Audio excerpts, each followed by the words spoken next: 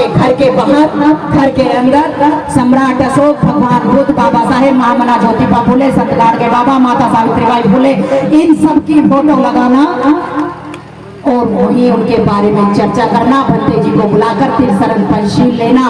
तब उन लोगों को लगेगा कि ये भारत तो फिर से अशोका का भारत बनने जा रहा है। वो राम की पूजा करेंगे, आप अशोका की पूजा करो, वो दोनों को मनाएंगे। आप माता रमाबाई की पूजा करो, और माता रमाबाई की ही क्यों, आप पूजा करो बाबा साहेब की, माँ हम सबकी जननी माता भीमा बाई की फोटो भी आपके घर में होनी चाहिए।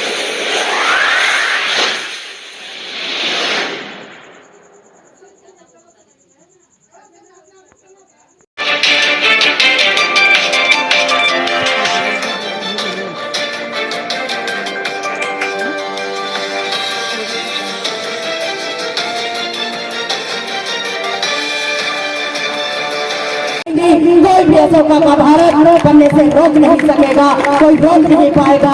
इसलिए तुम सबको बहुत बहुत धन्यवाद। तुम सबको एकजुट होकर बड़ी मजबूती के साथ, जैसे वहां पर जब बाबा साहेब ने दीक्षा ली और भंते जी ने घोषणा की कि डॉक्टर भीमराव अंबेडकर ने, राहुल सांकृताय जी ने घोषणा की कि डॉक्टर भीमराव अंबेडकर ने भारत में बौद्ध धर्म का ऐसा विशाल खंबा गाड़ दिया है कि जिसे कोई अब हिला तक नहीं सकेगा।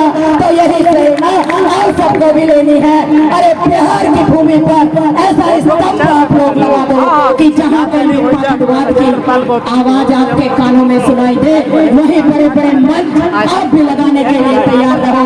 बुला दो अपने लोगों को और कर दो चर्चाएं अपने बहुजन कार्यकर्ताओं की, कर दो अपनी चर्चा बहुजन महापुरुषों की। तो देख लेना कि चर्चा में कौन आता है। चर्चा में वो लोग नहीं आएंगे, चर्चा में आप लोग आओगे या नहीं आओगे। और अभी विजयदशमी के बाद आता है दीपदान उत्सव। हिंदू लोग उसे दिवाली के नाम से कहते हैं, बुद्धिस्ट लोग दीपदान उत्सव के नाम से मनाते हैं। जो लोग दीपदान उत्सव मनाना चाहते हैं वो मनाएं, लेकिन आपके घर के बाहर, घर के अंदर सम्राट अशोक, भगवान बुद्ध, बाबा साहेब, महामना ज्योतिबा फुले, संत गाडगे बाबा, माता सावित्रीबाई फुले, इन सब की फोटो लगाना और वही उनके बारे में चर्चा करना, भंते जी को बुलाकर फिर शरण पंशील लेना।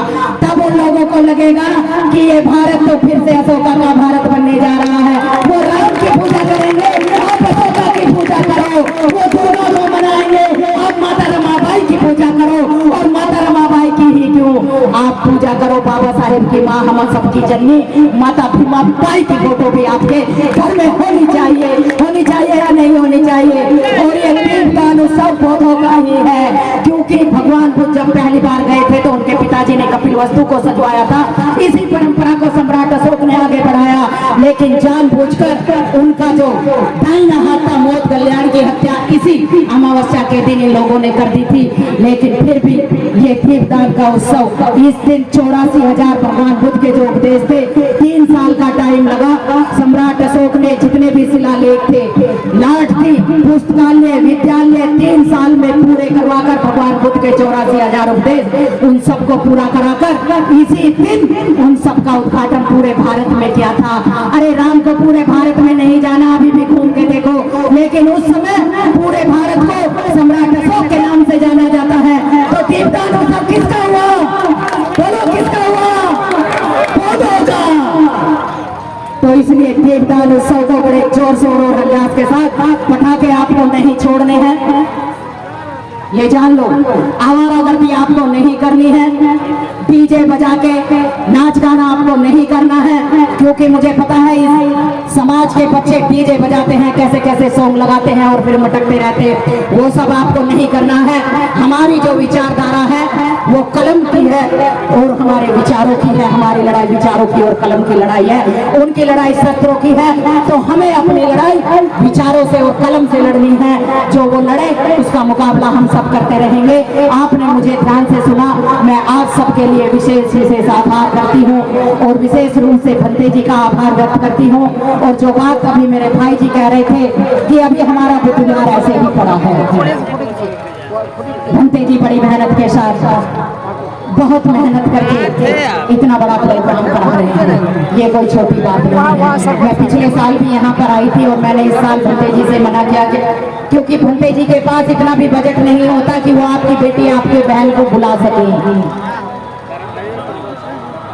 लेकिन फिर भी भंते जी के कहने पर मैं वंदना के साथ यहाँ आई और आगे भी आती रहूंगी। समाज के लिए मुझे जो भी करना पड़ेगा मैं करूंगी, जितनी मेरी ताकत है मैं वो सारी समाज के बीच लगाऊंगी। लेकिन आप सब जो यहाँ ये बुद्ध विहार पड़ा है, जो राजनीति में जाने वाले लोग हैं जिनके पास पैसा ज्यादा है वो थोड़ा ज्यादा सहयोग करें, जो सामाजिक कार्यकर्ता है वो थोड़ा उससे कम करें। और जितनी भी महिलाएं जैसे सुबह मंदिर में जाती हैं, कोई 10 कोई 20 कोई 50 रुपए चढ़ाती हैं, ऐसा ही बुद्ध विहार को देना शुरू करो। और वो दिन दूर नहीं कि जब यहाँ पर सुंदर बुद्ध विहार आपके लिए खड़ा हो जाएगा और ये करसर की भूमि पर बहुत ही सुंदर पवित्र बुद्ध विहार आपके नाम से जाना जाएगा, आप सबके सहयोग से जाना जाएगा।